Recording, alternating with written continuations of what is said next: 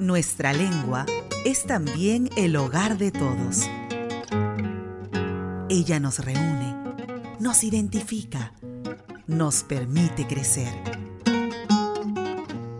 Bienvenidos a su programa Palabra del Perú, un espacio de la Academia Peruana de la Lengua.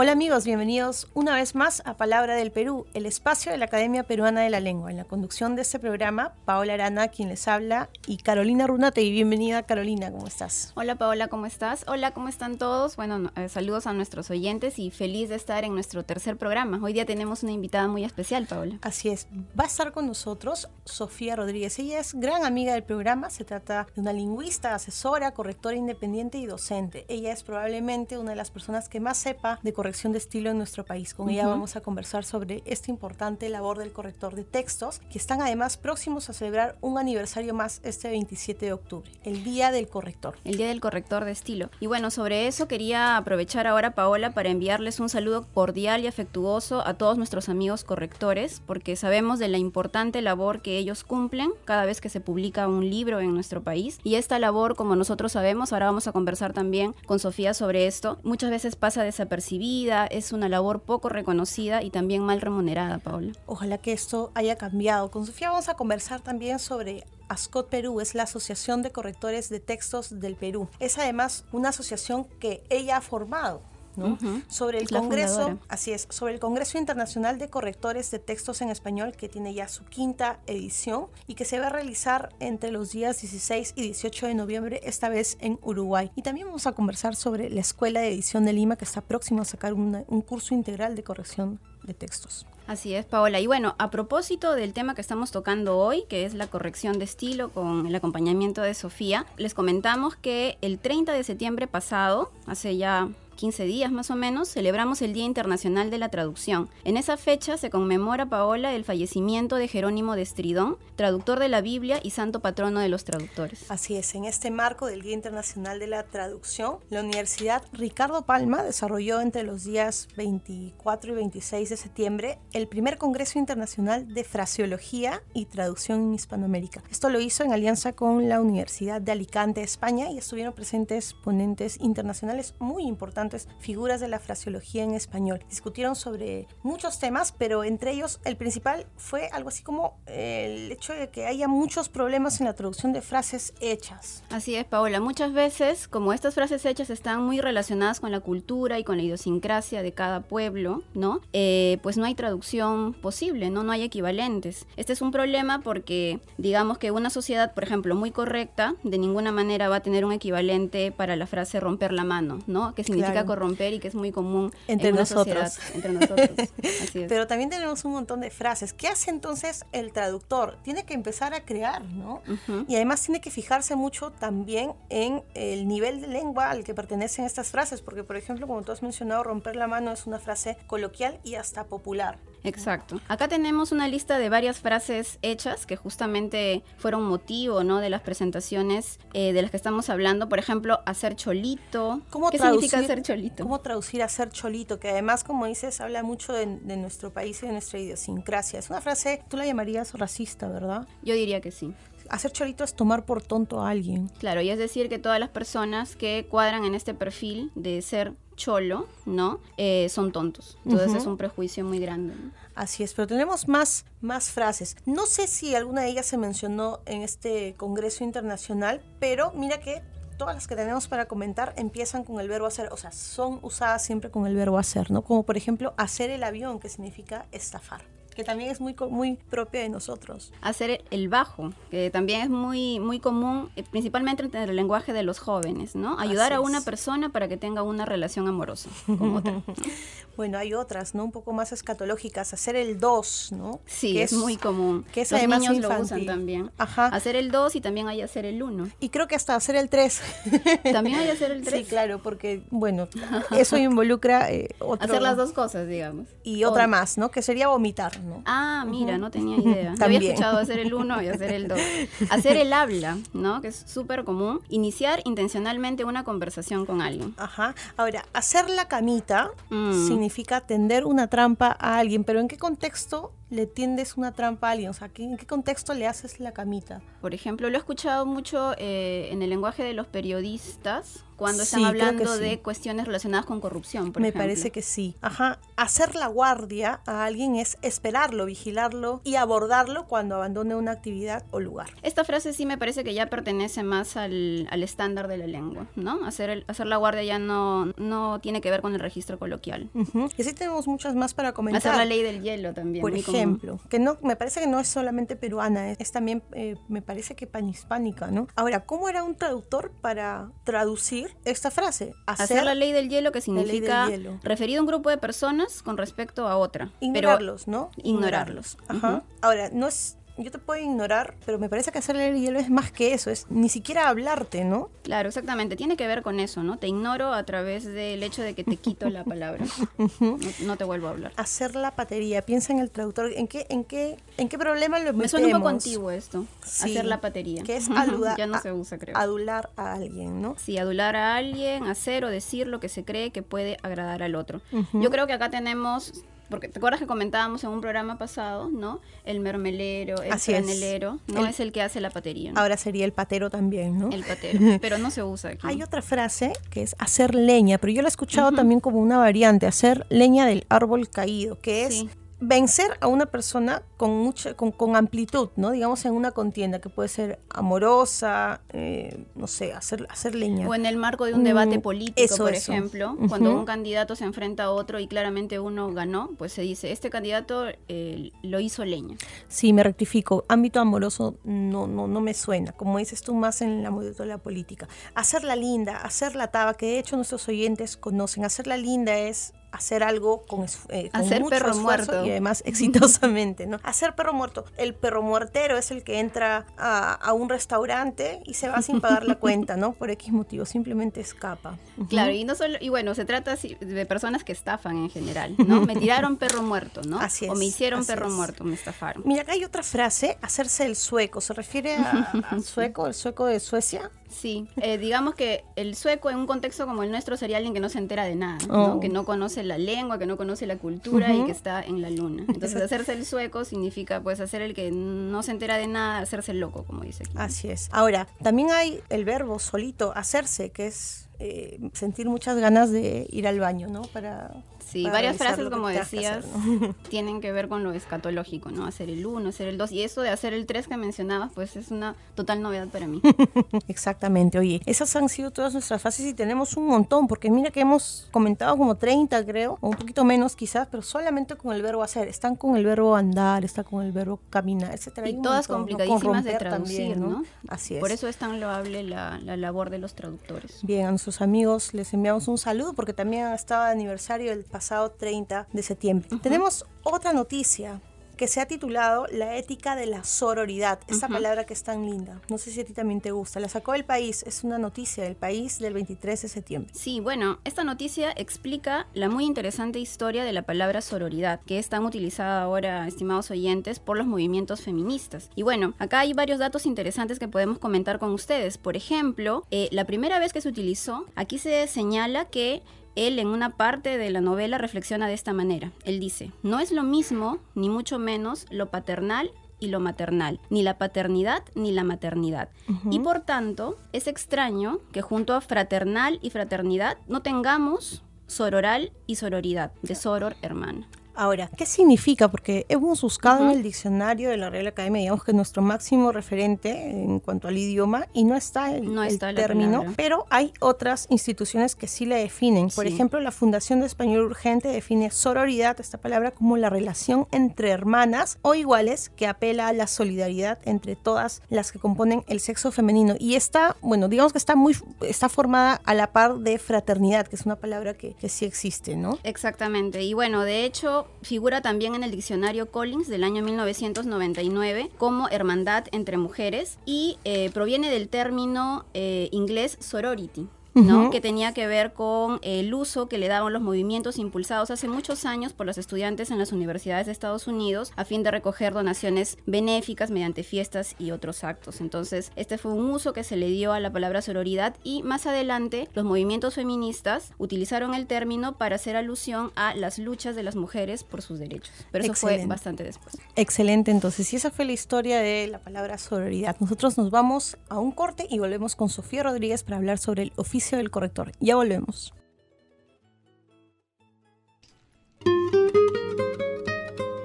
Ya volvemos con Palabra del Perú.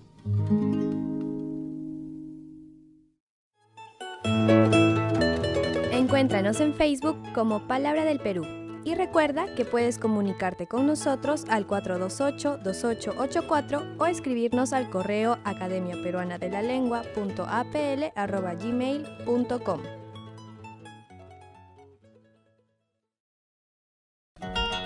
Estamos escuchando Palabra del Perú.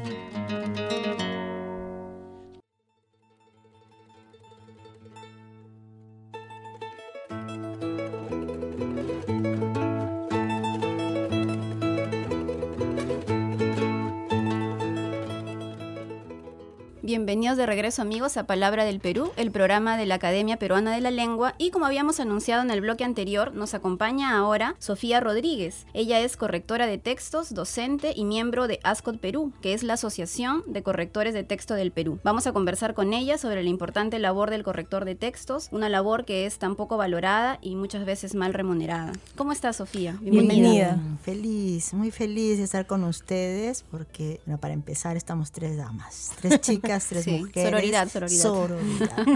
Además que la palabra esa a la que se referían es hermosísima, ¿no? ¿Y por qué no podría usarse de manera más frecuente? Y enhorabuena. Y bueno, muchas gracias y bienvenidas por el regreso de Palabra del Perú. Muchas gracias. Sí, muchas gracias, Sofía. Y bueno, queríamos empezar por preguntarte cuál es la labor de un corrector de textos, ¿no? Entiendo que trabajan a partir de lo que conocemos como la lengua estándar o el lenguaje formal, que es una de las tantas maneras posibles que tenemos de utilizar la lengua. Y además existe la idea de que la labor del corrector es una labor muy solitaria. Entonces, ¿es eso cierto o se trata de un mito? ¿Qué hace un corrector?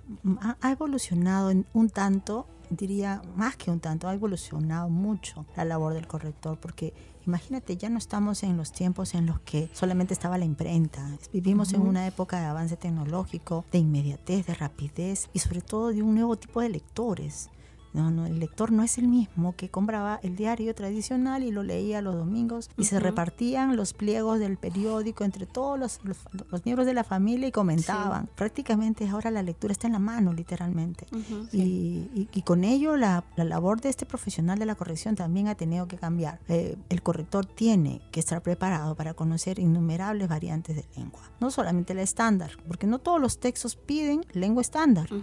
Hay diferentes tipos. La literatura, por ejemplo, exige un conocimiento absoluto de los géneros literarios. La poesía, el conocimiento de la métrica, no solamente de la riqueza lingüística y léxica, sino también es un ir caminando junto con el autor. La mayoría de los correctores profesionales trabajan en editoriales. La figura del corrector en el diario o en los diarios prácticamente se ha perdido y debe de ser justamente por esa inmediatez, porque como tienen que publicar rápidamente, porque están apurados por ganar el otro, porque la palabra suba a Google y bueno, y digan las verdades dichas, ¿no? Díganse las verdades. Mucha gente no está preparada en la redacción porque tenemos un problema grave de preparación académica, universitaria, escolar, familiar y bueno, se sube a la red la noticia tal cual, sin ese control de calidad que sería la labor del corrector. Claro, en estos tiempos y es aceptable por el lado de los empresarios que dicen que pueden demorarse muchísimo. Estaría yo pensando en que tal vez hay que pensar en un nuevo sistema de control de calidad para las redes. ¿Cómo cuál? ¿Cuál sería ese nuevo sistema? No podría ser como es el sistema de trabajo en las editoriales, que el corrector en un libro lo puede tener un mes o 2 meses y lo trabaja solo, lo trabaja en su casa, en coordinación con los editores. En las redes debería haber un asesor, por ejemplo.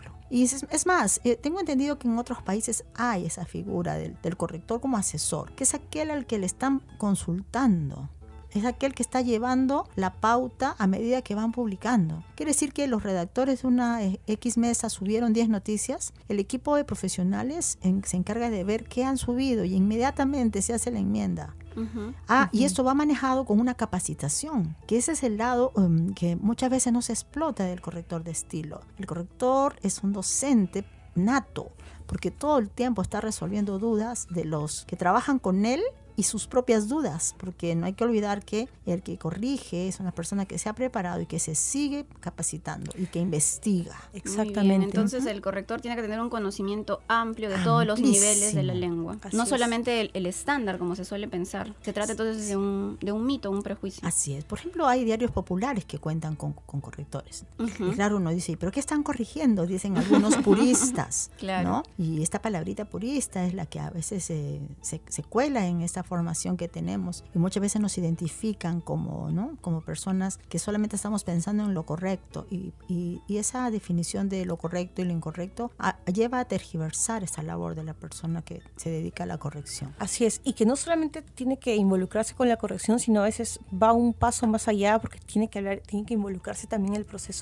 proceso de edición. ¿Cuál es esta diferencia? Porque muchas veces yo, por ejemplo, he corregido textos que creo que hasta me han enfermado, ¿no? Porque han sido textos de 1000 páginas que, claro, he trabajado durante meses y ha sido una labor muy pesada, pero no todos escriben, entre comillas, bien, ¿no? Ahorita digamos que escribe cualquiera, ¿no? Es muy complicado. Exacto. Entonces, no solamente corriges, sino también te involucras mucho más allá. Entonces, ¿qué hace el corrector en este caso cuando tiene que ir también a ser el editor? El asunto, Paola y Carolina, es que algo debe entenderse y por eso ahora se estudia en el Perú corrección y edición. ¿Qué ocurre? Que esas actividades han surgido de manera informal, por usar una palabra más cercana, sin formación, sin guías académicas como en otros lugares. Entonces no han estado claras las labores, ¿no? Y no han estado claras ni definidas las labores del editor y del corrector. Y si a eso le sumamos que no hay la preparación académica, que hay que decirlo, hay profesiones en las que se necesita obligatoriamente trabajar con libros, con un respaldo bibliográfico, con una investigación, porque es lamentable que muchas personas se dediquen a publicaciones y de verdad no tengan esos conocimientos. Y no solamente estos conocimientos son para nosotras que egresamos de la carrera de lingüística. Estos conocimientos de la normativa y de la calidad de las publicaciones y de la cultura general las pueden alcanzar cualquier persona. Esto si se prepara, si estudia, si le gustan las publicaciones. A lo que voy es que, como hemos crecido de una manera desordenada, también nuestros procesos editoriales a veces incurren en defectos que al final van a recaer en el corrector. Y eso no está bien. Claro. No está bien, porque no puede ser posible que te den textos totalmente desestructurados, sin revisar. La labor del editor, claramente, y para resumir, el editor tiene que velar por el contenido del texto. 1. 2. El editor tiene que saber si una obra tiene o no tiene las herramientas necesarias para publicarse. Ya. Y 3. El editor comparte con el corrector el conocimiento por la lengua y redacta y escribe, porque es el jefe, es el que coordina al corrector. ¿Y puede recomponer? ¿Puede Sí. meterse en el papel del autor también? Sí. Y eso se hace mucho, porque no todos los autores son brillantes. No todos los autores. Hay que darles una ayudadita. No son plumas. Es más, cada editorial tiene sus metas claras. Las editoriales, cuando desean publicar textos de calidad, tienen que ayudar a su autor. No se puede publicar, entre comillas, cualquier cosa, cierro comillas. Y ahí la labor de ambos es imprescindible. Por eso es que nos comunicamos y tenemos una relación totalmente personalizada con el editor. El corrector y el editor comparten ese gusto por el idioma y se entienden y trabajan. En los cursos que dictamos en la Escuela de Edición manejamos esos conceptos. Queríamos preguntarte entonces, ¿qué tipos de textos pasan normalmente por un proceso de corrección idiomática? Porque tú nos hablabas de los textos literarios, pero también, por ejemplo, de los periódicos chicha, ¿no? Los que conocemos coloquialmente como periódicos chicha, que Los también populares, pasan, sí. los populares, que pasan por procesos de edición. Entonces, ¿qué textos normalmente pasan por corrección? Mira, debería pasar toda publicación, Toda incluso publicación. incluso publicidad. Incluso carteles. Incluso incluso carteles, Paulita. ¿Por qué? Porque ese es un modelo de lengua escrita para nuestros niños. Y la verdad es que no se está haciendo. Lo bueno es que hay cada vez más conciencia y sí hay, sobre todo porque muchas empresas se preocupan de que lo saquen en las redes sociales, ¿no?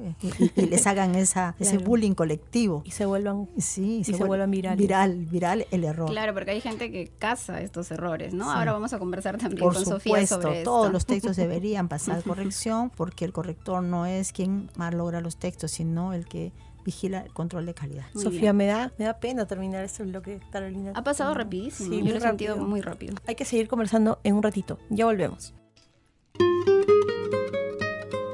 Ya volvemos con Palabra del Perú.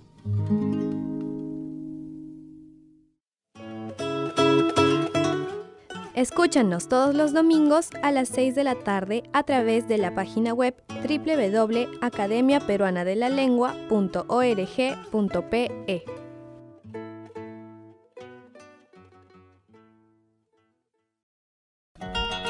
Estamos escuchando Palabra del Perú.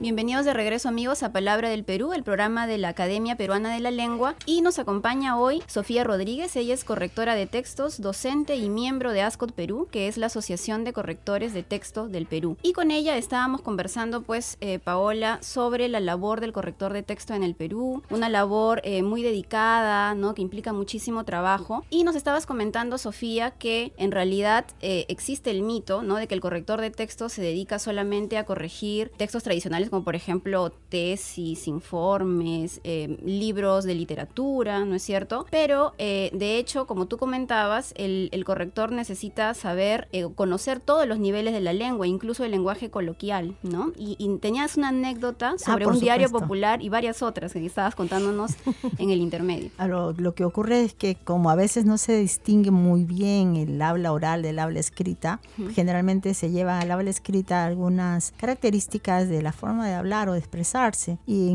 como sabemos en el habla oral o en la forma de hablar no hay forma de corregirse porque cada uno ha aprendido a hablar de la manera en la que le enseñaron.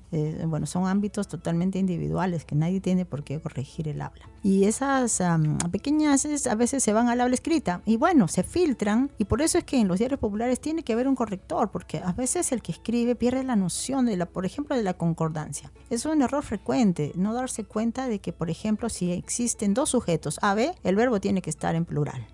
O otra, cuando están hablando en una oración impersonal, sí, tiene que ponerse el verbo en singular, porque esa es parte de la normativa castellana, ¿no? Vamos a decirlo en simple. El clásico hubieron, ¿no? Hubieron 5 accidentes de tránsito este fin de semana. Debería ser hubo, ¿verdad? Regalos, sí. Habrán regalos. Han habido, que esa es la manera en la que nos desenvolvemos oralmente y es natural en nuestro país. Porque hacemos la concordancia, ¿no? Nos parece que debe ir en plural.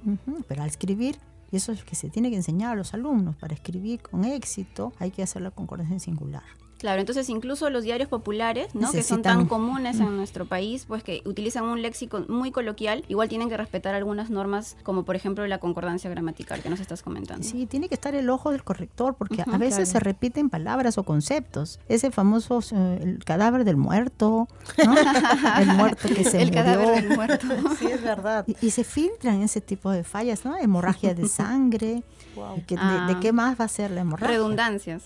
Tú nos contabas, Sofía, también en el intermedio algunas anécdotas. Uy, sí, yo tengo para contar. Cuéntanos, de eso estoy escribiendo en mi segundo libro. Ay, qué lindo, qué lindo. Bueno, yo recuerdo mucho la primera vez que corregí algo que no fuera un diario, fueron unas cartas de presentación de una futura becaria que había preparado todo un legajo para irse a España, ¿no? Y me pidió asesoría y me dijo, ayúdame. Y cuando la admitieron, me mandó una carta hermosa con una cajita de chocolates porque...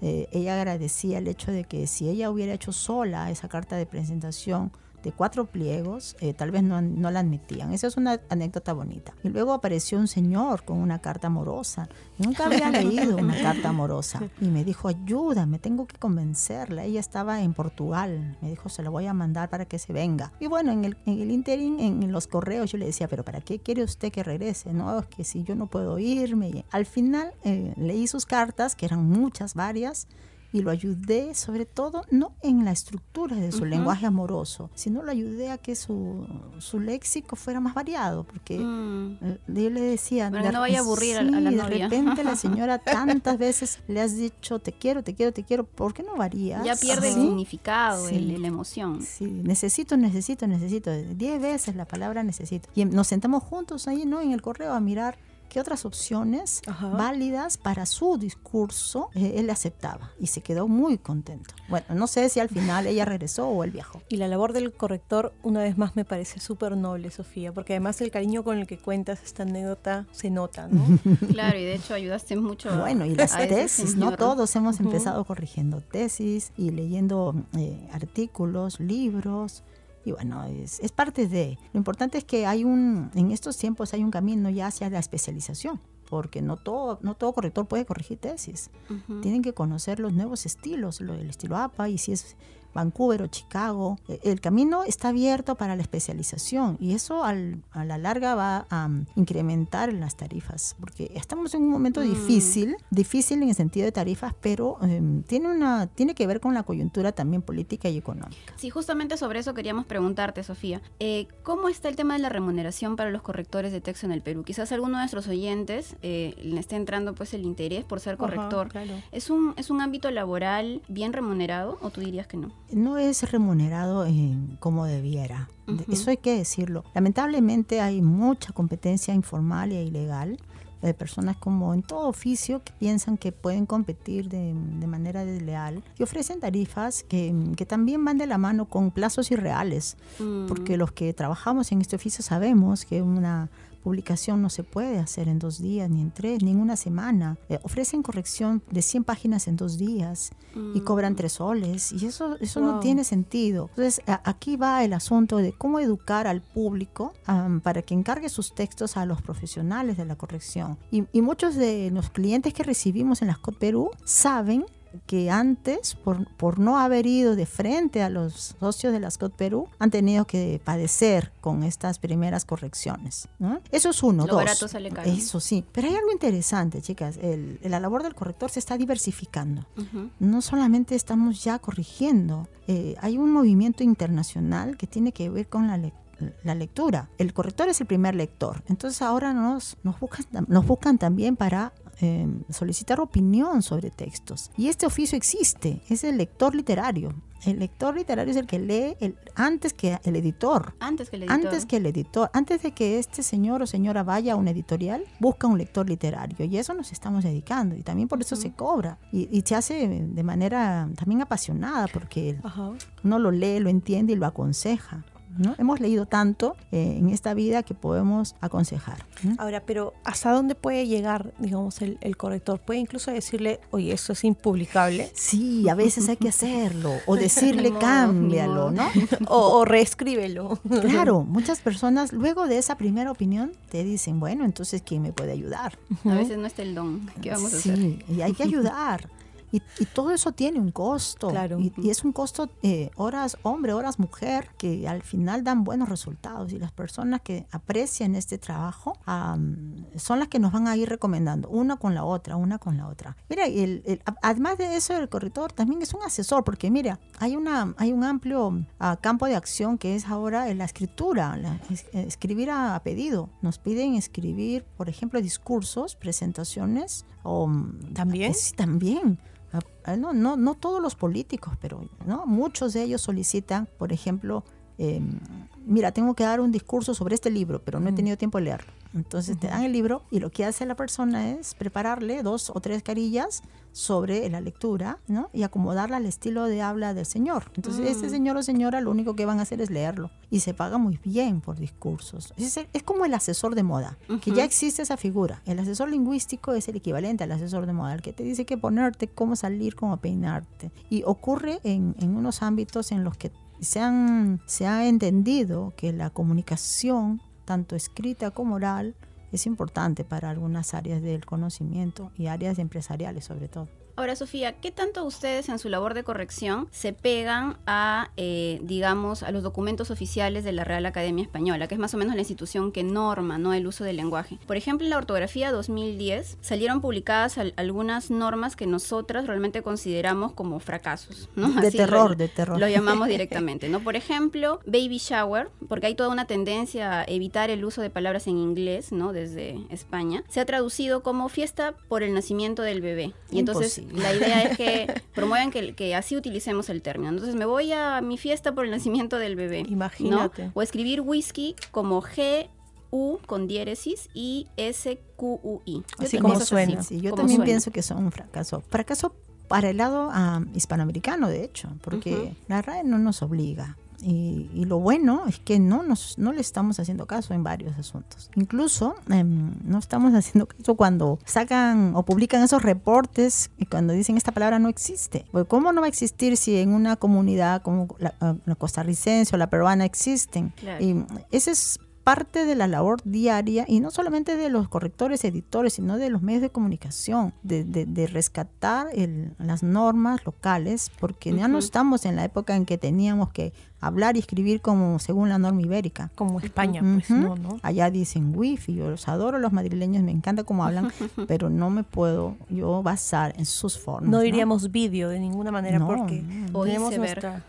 nuestra propia norma, la norma peruana. Ha pasado algo bien bonito con el selfie, o la selfie, porque hasta ahora no tenemos definido si es la o él. Pero ¿se acuerdan que empezó Fundeo y RAE a proponer autofoto? Autofoto, Entonces, es verdad, sí pero ¿cómo pero fue no que pegó. no pegó? Y al final se impuso la palabra en inglés. Incluso ya en el 2014 le quitaron la E, porque en principio aparecía con la IE, selfie. Y esto es bonito, porque es al final el uso, el hablante mismo, el que define de qué manera lo va a hacer. Y los correctores estamos en la obligación de respetar y de ayudar a que las normas locales se afiancen, y por ningún motivo, y esto otra vez me lleva a la palabra purismo, por ningún motivo debemos conducir el lenguaje hacia normas que no son propias de la localidad en donde vivimos. Excelente. Arriba la norma peruana entonces. Muy Sofía, bien. quédate con nosotros. Nos Democracia. quedamos. Ya volvemos.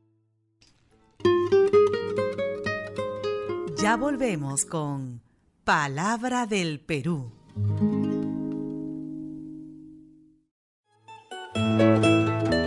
Encuéntranos en Facebook como Palabra del Perú.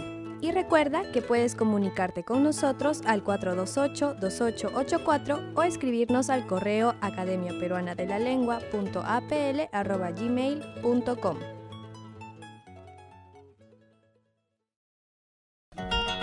Estamos escuchando Palabra del Perú.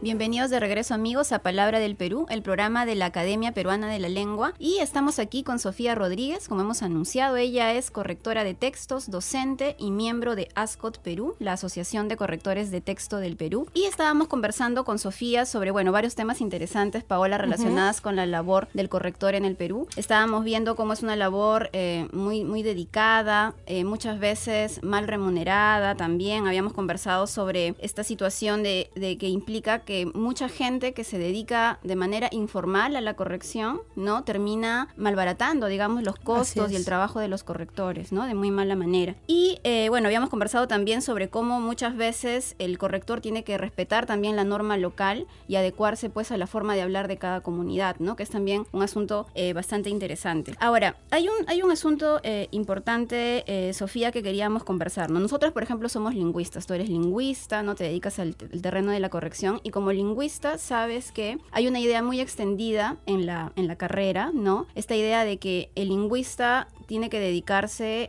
más que a corregir el lenguaje, a describirlo solamente. Entonces hay una especie de supuesto enfrentamiento que en realidad no existe, ¿no? Ahora nos vas a comentar, entre los lingüistas que defienden la idea de que la gente debe hablar como quiera, ¿no? Y los que piensan que tiene que haber una labor de corrección de por medio. Entonces, ¿qué piensas tú? ¿Los lingüistas debemos corregir Bueno, el como en lenguaje? toda especialidad, yo creo que la corrección es una lingüística aplicada, definitivamente.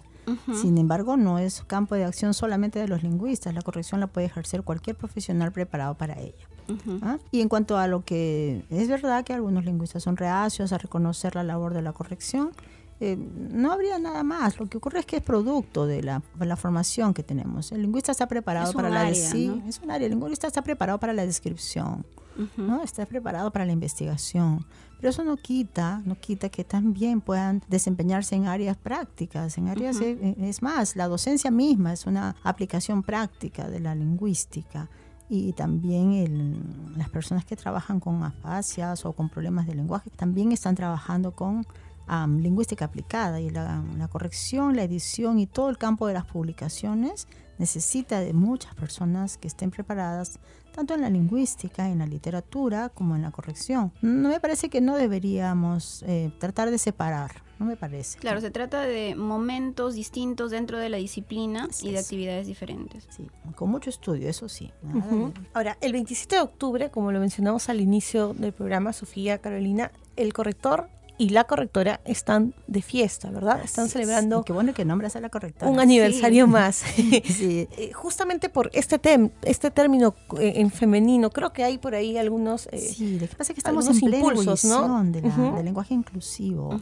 Eso. Y hace rato ustedes hablaban del Día de la Traducción, del Día de la Internacional de la Traducción. Y es que vamos con el mundo, no podemos permanecer aislados y aparte. El Día del Corrector se llamaba así, el Día del Corrector, pero internacionalmente en algunos países está la tendencia de ir cambiando de este término a el Día Internacional de la Corrección. Ajá. Y es bonito porque implica a todos, ¿no? Y al final el día, ¿qué celebramos al final? Es el día en el que nació Erasmo de Róterdam, uno de los muchísimos correctores de la antigüedad, pero no se celebra a la persona, se celebra la labor, la reivindicación de este trabajo que empezó con los monjes copistas, empezó en un ámbito absolutamente anónimo, en el que prácticamente se les iba la vida a estos correctores, y en esa época sí eran todos hombres, y no había ese reconocimiento. Modernamente, gracias a la fundación de las asociaciones en Hispanoamérica, la labor del corrector sí es más conocida.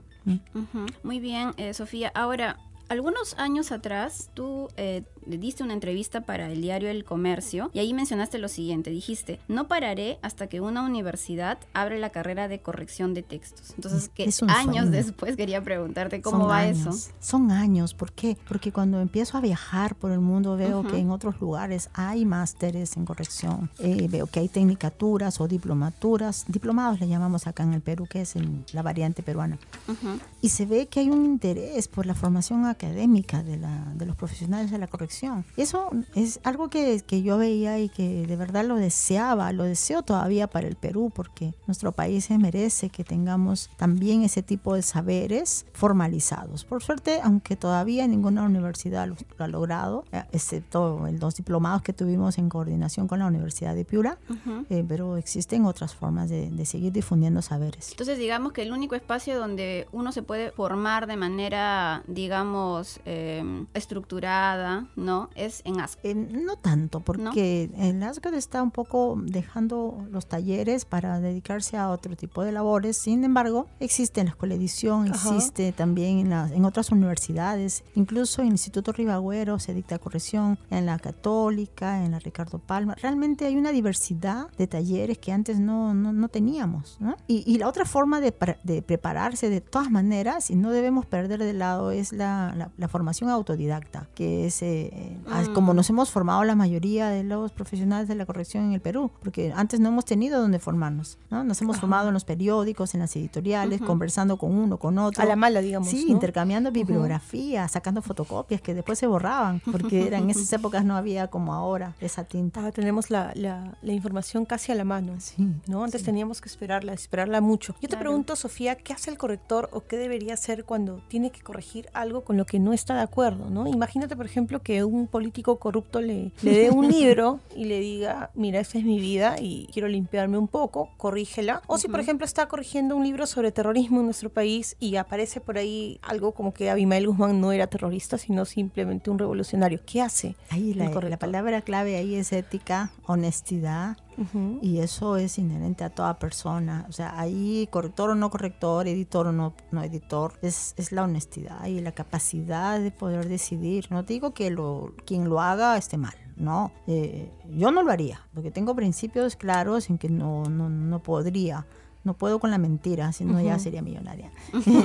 y bueno, sí nos ha tocado, hay casos así, no necesariamente con políticos ni con terrorismo, pero por ejemplo una vez nos tocó con una compañera de la SCOT, un señor que quería publicar libros de magia. Y cuando uno lee la palabra magia, uno cree en el mago, ¿no? Houdini, ¿no? Pero no era magia esa, era magia negra, diabólica. Eran unos textos muy, muy mal hechos en el sentido de la redacción, pero sobre todo en el contenido. Hablaba de conjuros, y de asuntos demoníacos que realmente a las 2 primeras lecturas dijimos no podemos seguir porque esto no va con... Era enfermarse, era ir contra la salud emocional de nosotros. Entonces, ahí el derecho se ejerce y se dice no, hasta aquí nomás. De esa manera también podemos ejercer el derecho de cuando en una publicación no tiene una calidad adecuada, también podemos pedir como un derecho que no publiquen nuestro crédito como correctores, porque a veces en vez de ayudarnos a nuestra hoja de vida nos perjudica. Imagínate que salga tu nombre ahí en un libro de magia negra, pues. O sea, puedes decir, ya bueno, yo lo corrijo, pero por favor no me pongas. Sí, ese es un trato que se tiene que hacer desde un principio.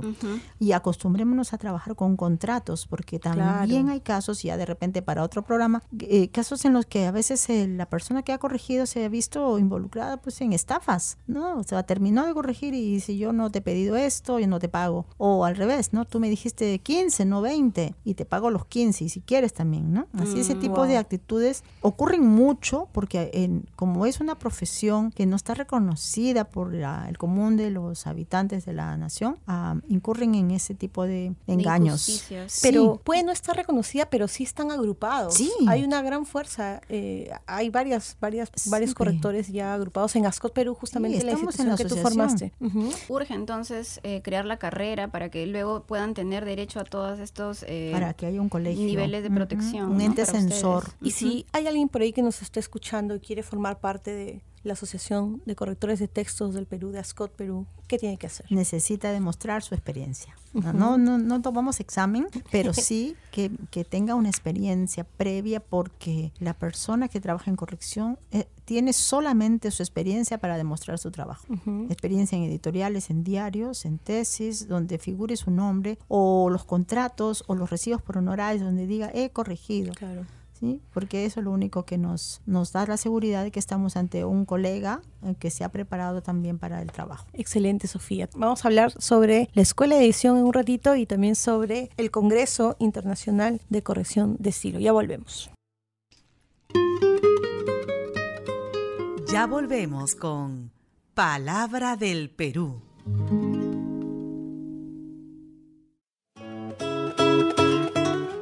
Escúchanos todos los domingos a las 6 de la tarde a través de la página web www.academiaperuanadelalengua.org.pe.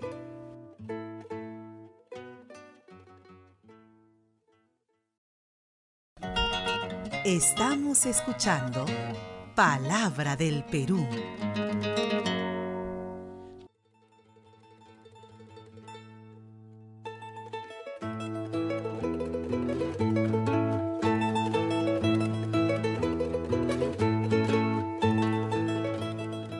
Bienvenidos de regreso, amigos, a Palabra del Perú, el programa de la Academia Peruana de la Lengua, y estamos aquí con Sofía Rodríguez. Ella es correctora de textos, docente y miembro de ASCOT Perú, que es la Asociación de Correctores de Texto del Perú, y estábamos conversando con Sofía en el intermedio sobre una actividad muy importante que está llevando a cabo esta asociación junto con otras organizaciones. Se trata del 5º Congreso Internacional de Correctores de Textos, Carolina. Qué interesante. 16, 17 y 18 de noviembre se lleva a cabo este Congreso Internacional de Correctores de Texto en Lengua Española en Uruguay. Y bueno, Sofía, de hecho tú eres la persona más autorizada aquí para comentarnos sobre qué va a tratar este gran evento. En cuanto al primer ASCOT, la sigla de nuestros congresos, fue en 2011. Apenas se formó la ASCOT, hubo un movimiento de formar una alianza internacional de asociaciones de correctores. En ese entonces solamente existía la UNICO, que es la Asociación de España, y existía la Fundación Litera, pero no era una asociación, era la fundación. Aparte estaba la PEAC de México. Entre todos organizamos el primer congreso en Buenos Aires. El organizador fue la Fundación Litera. A partir de ahí, cada 2 años se han hecho congresos, y eso es bonito porque nos tocó en Lima el 2016. Hubo una presencia masiva, 400 personas, todos los